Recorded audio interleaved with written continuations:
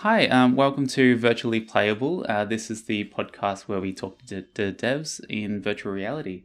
And with me here, I've got David from Coinflip Studios, who has worked on the recently released Ninja Legends on Quest. Hey, David, how's it going? It's going great. And Ninja Legends has been so much fun to work on. Yeah. And introduce yourself and yeah, your studio and what you've worked on. Yeah, so our studio is 7 people that have worked on Ninja Legends. We have about 3 developers, a few designers, and 1 artist. So all the art here is from that one guy, and it's all made in-house. Wow. Yeah, we took about 9 months to make Ninja Legend from the time we started to the release on the Quest. About 8 months to the release on Steam, but the Quest release was a lot more intensive with the performance enhancements necessary to get it to run on Android-based hardware. Do you think that was a pretty fast turnaround? 9 months doesn't sound like long. It's a very fast turnaround. Yeah. We had a very clear goal because we didn't even consider building for the Quest until I had played one at Oculus Connect 5. And with that, I just knew there's going to be a big new market for VR content. Yep. And most of the content that's out there right now won't be able to go onto this device. Yeah, It that's was a content starved market we saw coming up, and that's what made us decide to make Ninja Legends. Yeah, true. Because of the fact that it's got that graphical limitations, and right, is that the main reason? Like That was the main why reason, why yeah. you thought that? Um, Yeah, Android based means you have a whole lot more limitation around the GPU. The CPU is not as big of a difference, but the GPU difference is huge. So normally you would be able to put 100 of our ninjas on the screen with a PC. yeah. On the Quest, you can do about 8 at a time. Oh, really? Okay. Yeah. Um, and so like I've listened to you talk about your game in another podcast where you very much spoke about the market and market position and opportunities. So I was wondering. When you approach a ninja game like this, is there passion behind it and behind that particular theme, or was it more of you just saw that there was an opportunity? The actual gameplay itself is what we were passionate about. We really enjoyed Beat Saber, Gorn, and most of us have been playing VR games for years before we even started working on this. So we took all the parts that we loved about the games and built on top of that. So we loved the melee-based combat in Gorn, but we thought the enemies were too slow and not interesting enough. And then we liked Sirento, but Sirento is way too high end of an experience when it comes to motion sickness and being Yeah, really in virtual reality. And we thought a lot of people coming to the Quest would be new to VR instead of buying a second virtual reality system. We didn't expect many people who already owned a PC based VR to be buying the Quest. yeah, I totally get that. I think that like along the same lines as well. Um, I see like a lot of people talk about locomotion and motion sickness, and the high end of the VR market, and those people they want to push what VR can do, and they want to move around in new ways. But like, don't you think that like the Quest is trying to tackle a whole new audience, right? Like people Yeah. who have never tried it before. Yeah, Um, since it has the low price point and everything included setup, it brings a whole bunch of new people who previously couldn't have done VR to the VR marketplace. And making an introductory style game for them is really what we wanted to do. Our sales numbers are definitely showing that it was the right choice. And we've gotten a lot of pushback on Reddit in the more intense VR forums saying, oh, this game is not pushing the bounds of VR enough. But that's not really what we set out to do. We set yeah, out to make a really solid sword fighting game for the Quest and make it very beginner friendly. yeah. I tried it. I didn't play long, but when I was in there, I thought like this is. It feels like I've been put into a Mortal Kombat game, like in terms of the arena. It feels like the backdrop of a Mortal Kombat game. Yeah, And then that was definitely the our gameplay inspiration. is kind of similar to um, you know a more advanced version of Fruit Ninja, I suppose, because Yeah, one Yeah, you of could my slice. favorite things I've done so far in the game is equipped the gauntlets, which is a later weapon unlock, and the like chain dart. Yep. And with those equipped, you chain dart somebody, bring them to you, and uppercut. And the whole time I'm just Uh, yelling, "Get over here!" yeah, yeah. Yeah, last night I fired the bow and arrow at one point, and there were not really any enemies in front of me, so I just stood there like waiting for my slow mo bullet time arrows to fly forward. It was quite funny actually. Is there any Yeah, way to there's speed kind once you of fire the timing that's fun. arrows? Is there any way to speed them up or anything? No, we've got that request of make it so I can undo my arrow fire and save the Yeah, arrow for later. yeah, Um, we'll probably get there eventually. The next big update is going to be archery based, and so with that, we'll be doing a lot of changes to the bow. The bow that's currently in the game in the sword based mode will mostly stay the same, but there'll be a whole bunch of changes to a new bow that'll be added for that specific mode of just pure archery. yeah. Cool. And you have tried Light Strike Array, another game on VR where it's based Yeah, on a lot of tools and weapons and yeah, like I've talked to that dev a lot too. yeah, He stops by the same meetup that I do at Silicon Valley Virtual Reality, yeah, so we've talked a good bit, and his game is pretty nice. The multiplayer aspect means in VR it's not going to do well. I just you have to be one of the top 10 multiplayer games to even have a big enough user base to support gameplay. yeah, yeah. And so you're in San Francisco, right? Right. Yeah. Yeah. What's the local VR dev scene like there? Like fairly active or It's been fairly active. There's been the ups and downs in the market, and we're on an upswing with the Quest, which is nice. yeah. Do you And think like that initial wave around 2016, a few people have dropped off since then? yeah, Yeah. it was a lot of people in 2016. The meetups were maybe 150 people, Yep. and then it kind of dropped down to maybe 50 people at the end of 2018, and now it's starting to pick back up. Yeah, Melbourne, down in Melbourne, we do have meetups, and like it's around 10 people, so we're trying to work Yeah. on getting that up there. Yeah. All right, so you mentioned that the topic of expectation you wanted to tackle, and I thought the more I thought about expectation, I thought this is like a meta topic, but this is so relevant to VR right now. Yes, Um, there's so many expectations around VR in general. yeah, Uh, some of the ones in gameplay that are small, but they'll be very noticeable when you're in a game, is you expect to be able to pick things up. yep, And in our game, we just made sure there was nothing around you that even looked like it might be something you would pick up. So I played a few games, like especially Skyrim or Fallout, where you walk into a room and there's things on the table and you want to pick them up. And then you yep, realize, no, that's just a big mess. You can't do anything with it. yeah. I did. Setting that kind of expectation that you're not going to be interacting with stuff, Yep, it helps a lot when you don't have that ability. yeah, Some people who play VR more want to like flick the swords or throw the swords or something like along those lines, and it's just not what our game is about.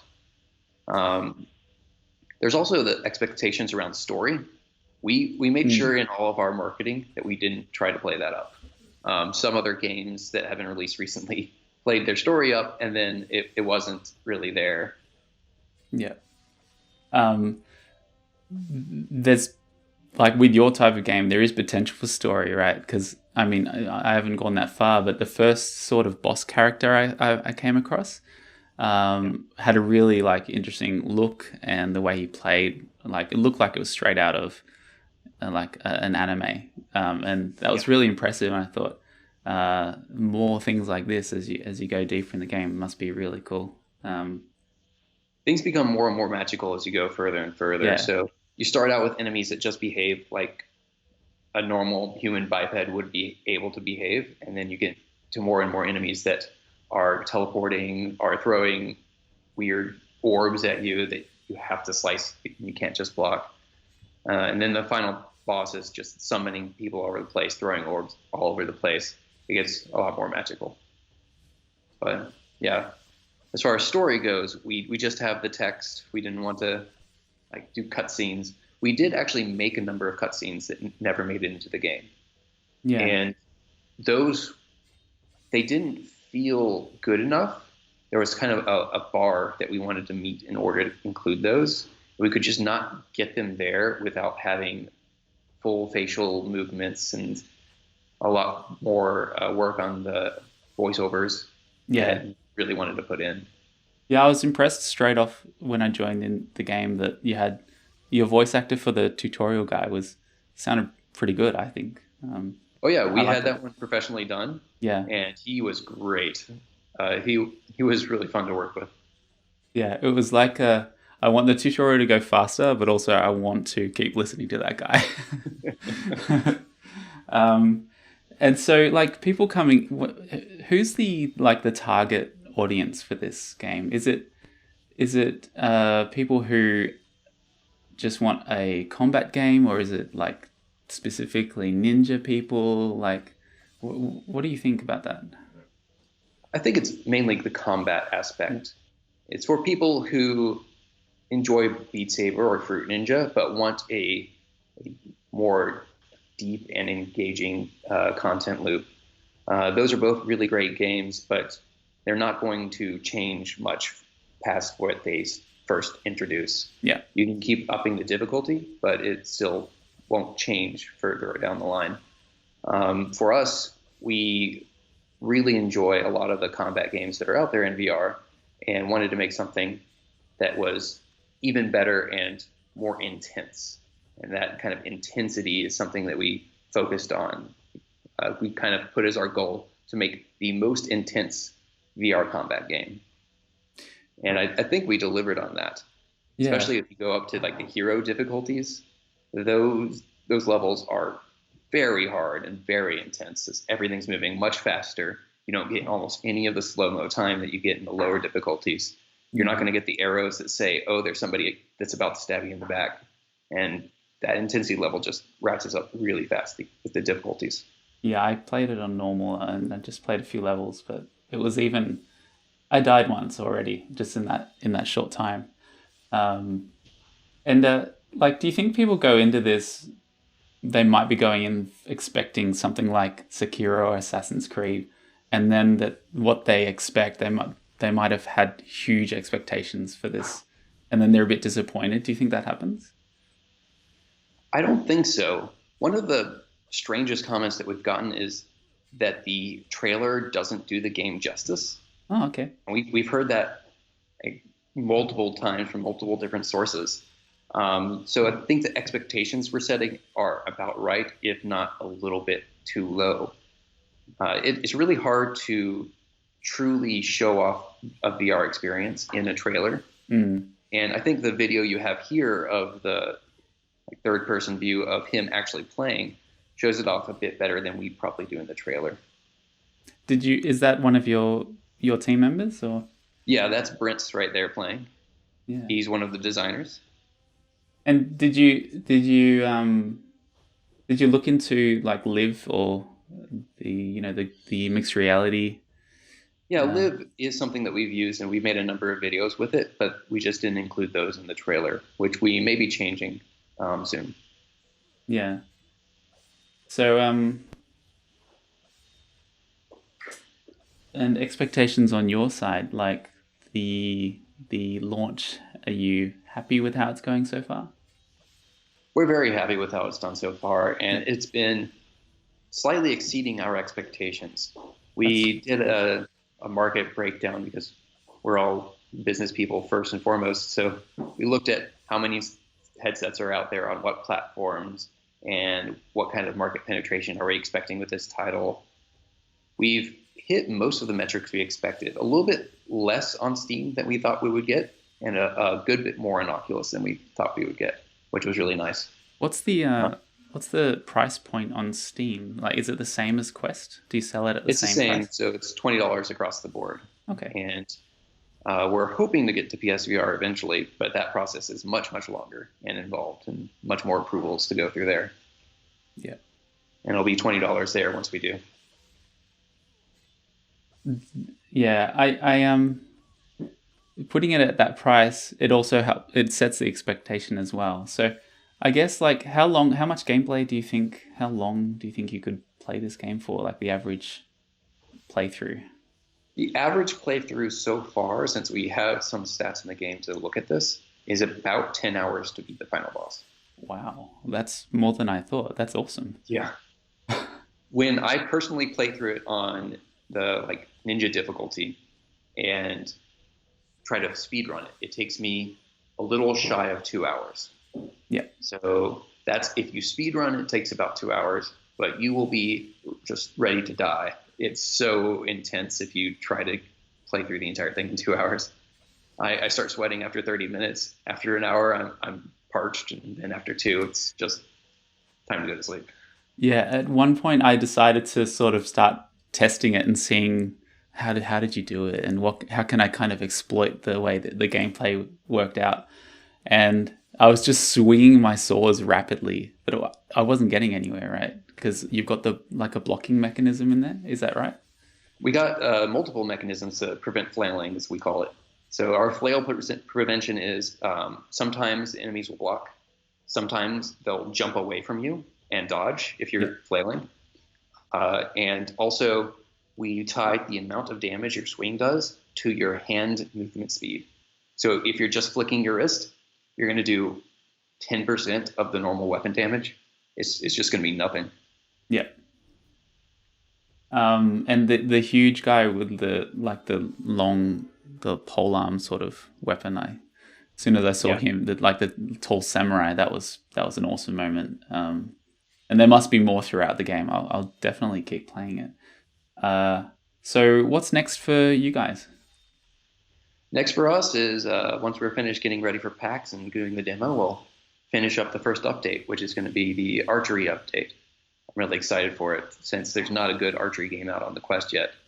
With other VR platforms, there's like Longbow and Quiver and Elven Assassin, Yeah. but none of those have come over to the Quest, which is a bit surprising to me. So is that Yeah. would you do it as a totally separate mode, or like? It'll be a totally separate mode. Yeah. It'll have its own levels. There'll probably be several different styles since I'm going to try to make one that feels like Elven Assassin, one that feels like Quiver, be inspired by those. Yeah. Have you tried on the Vive? There's a game called Arcade Saga, I think. And it's got three modes: one with the bow and arrow, one with like a bat, and some other mode. The bow and arrow mode in Arcade Saga is awesome, and it's like a full on workout. I've not tried the Arcade Yeah, Saga. yeah. No, it's one of the first games I played because it came free with the Vive. Like I got a free subscription, and I was blown away. I think that game is really underappreciated. So check that out. I think for bow gameplay, it's fantastic. All right. So thank you for coming on the show, David. If we want to follow you, how can we keep up with your studio? So you can follow Ninja Legends or join us on Discord. We have Twitter and we have Instagram, YouTube, all the different channels. Also, definitely try out the game. Steam has a pretty generous return policy if you want to try it out and know if it's for you, and then return it if it's not. Sorry, my We cat. just want people to enjoy it. Oh, Katie. He wants to know what's going on. Yeah, all right. So Ninja Legends VR, check it out, guys. Thank you so much for coming on the show, David, and all the best with the bow update. Thanks, John. Thanks for having me. Thank you. Thank you. Bye.